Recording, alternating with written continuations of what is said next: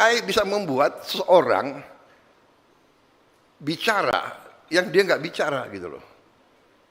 Saya sering tuh, saya ini suara saya jelek, saya nggak bisa nyanyi. Ada di YouTube, Prabowo nyanyi, suaranya bagus banget. Saya ada kaget, saya bilang, oh, boleh juga nih. Kalau menguntungkan boleh, tapi kalau nggak menguntungkan bagaimana? Ada lagi, saya pidato dalam bahasa Mandarin. Iya kan? Ada lagi, saya pidato dalam bahasa Arab, luar biasa. Karena waktu itu kampanye, saya kira kalau di daerah-daerah tapal kuda, ini mungkin menguntungkan. Jadi saya diam juga.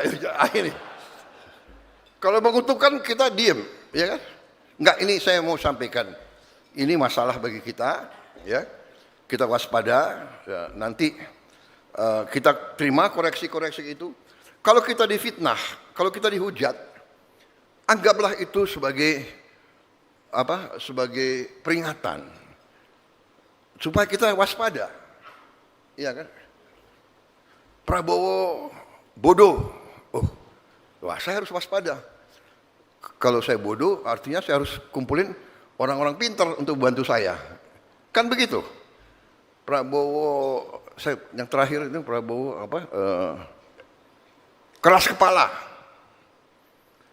Kalau saya dibilang keras kepala, ya, saya harus terima itu sebagai, ya kan? Oh, saya coba pegang kepala saya ini keras juga, atau apa begitu ya? Oh, saya harus. Kadang-kadang keras kepala dalam suatu pekerjaan dibutuhkan. Sekarang orang mengatakan ya, rakyat Iran keras kepala. Pejuang-pejuang Iran keras kepala. Bolak-balik diancam, bolak-balik mau dihabisin, ya terakhir apa itu? Tapi saya tidak ikut politik dalam negeri orang lain. Tapi bagi sebuah bangsa, kadang-kadang keras kepala butuh. Dulu bapak-bapak pendiri bangsa kita keras kepala. Lebih baik mati daripada dijajah kembali. Keras kepala. Tidak mau kita dijajah kembali. Keras kepala. Pemimpin-pemimpin kita keras kepala. Ya. Merah putih, harga mati. Enggak ada itu urusan.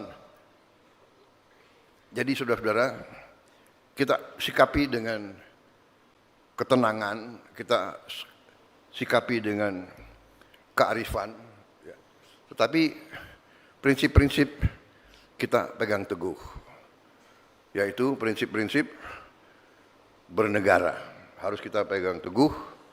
Tidak ada negara tanpa hukum, tidak ada negara tanpa undang-undang dasar, tanpa konstitusi, tanpa undang-undang dasar tidak ada negara.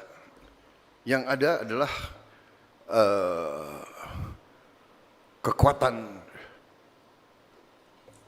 kekuatan rimba, hukum rimba,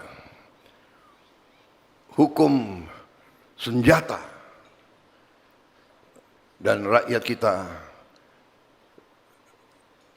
tidak menghendaki itu.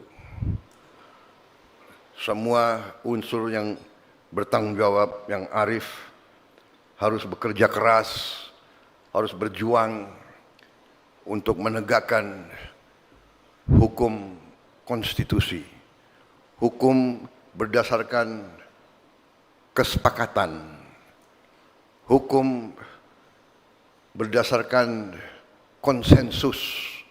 Konsensus itu adalah kesepakatan, kesepakatan kita yang besar, kesepakatan kita yang cemerlang adalah 2 kali dalam sejarah,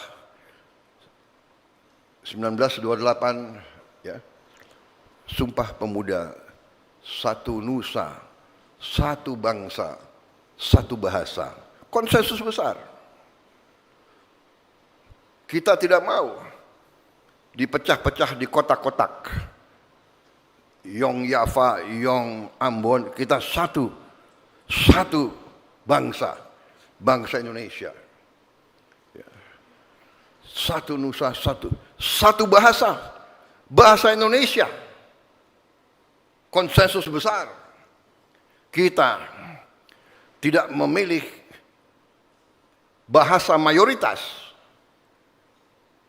Kalau prinsip demokrasi di mana-mana dikatakan rule of the majority. Bisa saja dulu bangsa Jawa atau suku Jawa yang paling banyak, oh saya mayoritas. Kami ngotot, kami mau bahasa Jawa jadi bahasa kebangsaan. Pemimpin-pemimpin kita begitu arif. Bung Karno, orang Jawa. Tidak. Pemimpin, Profesor Supomo, orang Jawa. Tidak. Ya, tokoh-tokoh kita dulu begitu besar pemikirannya. Kita pilih bahasa sebuah suku yang sangat kecil di Sumatera, ya, dari Riau, daerah situlah, bahasa Melayu jadi bahasa kebangsaan. Dan rakyat mayoritas menerima. Kita sekarang punya bahasa persatuan. Dari Sabang sampai Merauke, di mana-mana berbahasa Indonesia. Dan bahasa Indonesia pun sekarang sudah diterima di PBB. Kalau tidak salah tahun lalu, bahasa kita sudah resmi menjadi bahasa yang diakui PBB sebagai bahasa UNESCO.